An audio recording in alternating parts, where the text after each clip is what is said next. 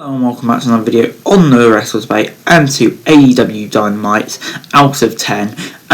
This week from Houston, Texas, Sting's first match on TNT in 20 years, and we saw the fifth labor of Jericho, Chris Jericho v MJF, and we had two former UFC champions on the show, so it should be an interesting one. And we started things off with Sting and Darby Allin taking on 2.0 Ever Rise from WWE. John Moxley and Eddie Kingston were on their way out when 2.0 and Daniel Garcia attacked them. AEW Dynamite kicked off with Darby Allin and Sting's match. The match started with Darby Allin attacking Matt Lee and Jeff Parker from behind. Sting then got into the ring and hit the Patterson Stinger Splash. Sting laid into Matt Lee, Jeff Parker and Darby Allin brawled their way into the backstage area.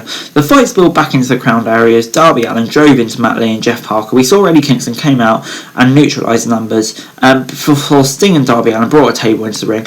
Jeff Parker hit Sting with a chop block from the knee behind. 2.0 set up a table and powerbombed Sting through it, but it barely had any effect.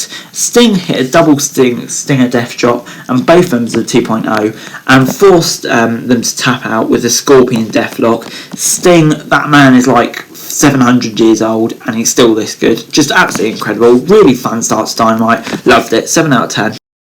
Next up was Shawn Spears versus Sammy Guevara. Shawn Spears attacked Sammy Guevara from behind as he was making his entrance. The match continued at ringside with Spears throwing Guevara into the steel steps. Tully Blanchard helped Shawn Spears hit Sammy with an assisted pile driver. The match continued inside the ring and Spears was finally firmly in control before Guevara hit back with an enziguri. Back after a break, we saw one of the security rails set up against the AEW ring. Sammy Guevara met Shawn Spears on the top rope and hit a Canadian destroyer. Both men brawled on the apron as the Spanish God hit Spears with a Death Valley driver through the security rail, and Guevara then rolled down his knee pad and hit Spears with a series of knee strikes, following up with a GTH, and that was enough to put Spears away. Fun little match this, enjoyed it, correct result, 6 out of 10.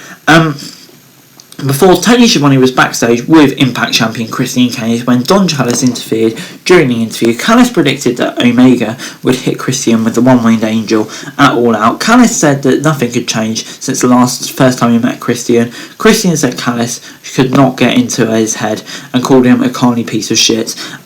Basically did what he needed to do. This was fine. Before Dan Lambert was out with former UFC heavyweight champions Junior Dos Santos, and I'm not even going to bother pronouncing the other person's name because I'll butcher it. Before Lambert was saying that the free speech was dead and accused AEW of joining the cancel culture train. He said Lance Archer was there last week to shut him up. Lambert had a message for the AEW locker room asking anyone who had a problem to come down to the ring. Lambert addressed that AEW was not the answer to the world's pro wrestling needs. He then called the fans idiots before Lance Archer's music was hit again. Scorpio Sky and Ethan Page attacked Lance Archer from behind as he came down to the ring.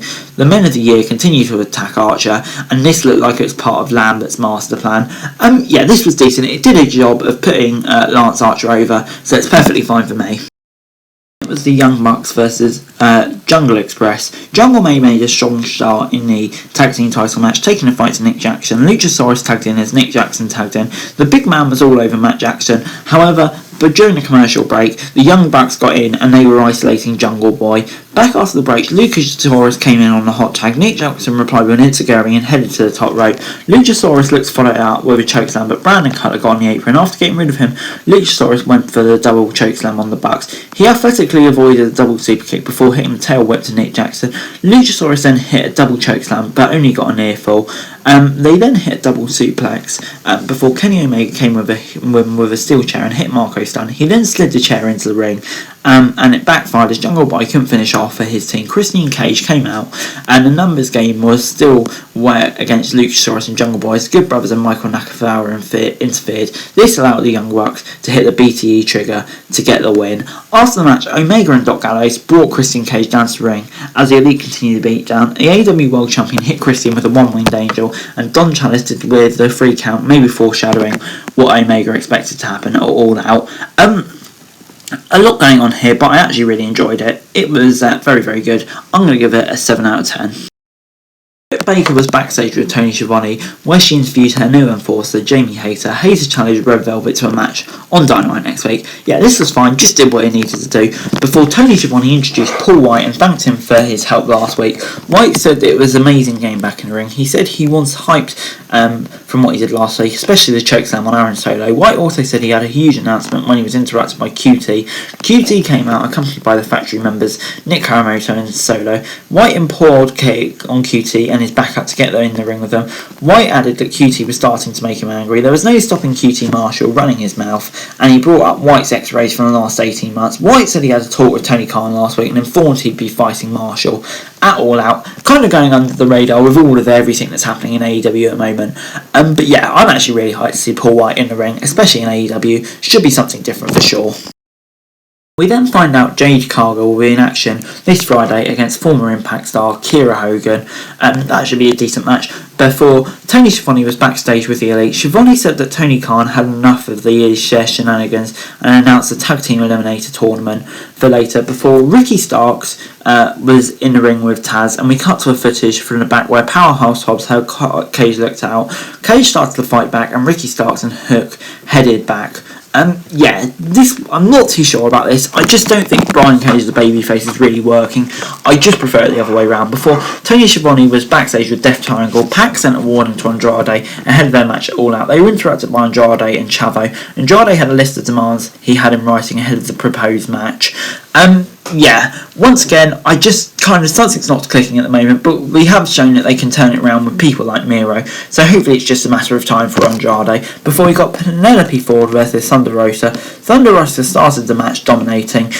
This backfired, however, soon after, as Penelope Ford pushed Thunder Rosa and continued to dominate. She had a submission locked in, but Thunder Rosa managed to power out. Ford looked to follow out with a second high kick, but it was Thunder Rosa's turn.